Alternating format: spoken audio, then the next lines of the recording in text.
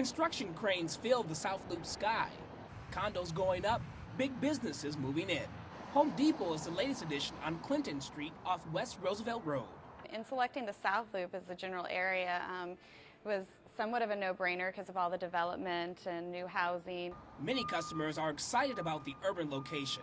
I only live like 5 minutes away, and I just moved into a new house, so I'm purchasing things for the house. Soon DSW Shoes and Best Buy will be open for shoppers. So far, between having the DSW and other stores coming in, it is slowly but surely developing. But the influx in commercial and residential construction worries some. People can't afford to pay their taxes on their homes. That's what I'm concerned about.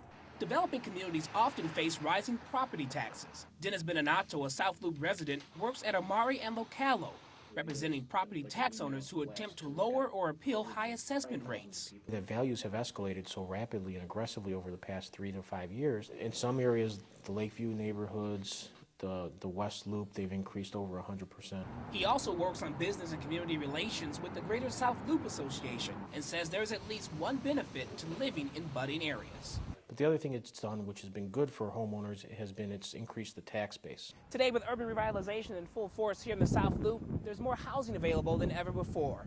In fact, according to the multiple listing source in Northern Illinois, there's over 600 condo and townhouses on the market, ranging in price from $150,000 to $7.5 million.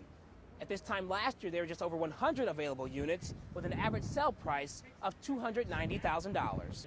Kevin Thornton, a Chicago realtor for over 14 years, says people are returning to the South Loop to be close to where they work and play.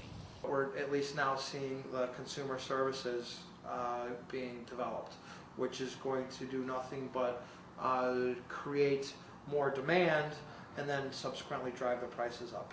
He doesn't expect overdevelopment to be a problem in the future. Might there be pricing correction? That's possible. Is there going to be a bubble? Very doubtful. And as the population continues to grow, neighborhood activist Enrique Perez says many improvements to infrastructures will be needed. We do need to have a more modernized transportation system, starting with what you have, fixing it, replacing it, making sure it runs on time. At some point, more school capacity is going to be needed.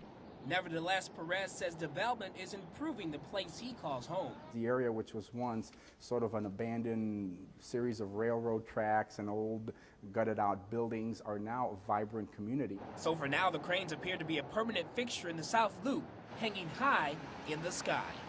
Damon Maloney for Newsbeat.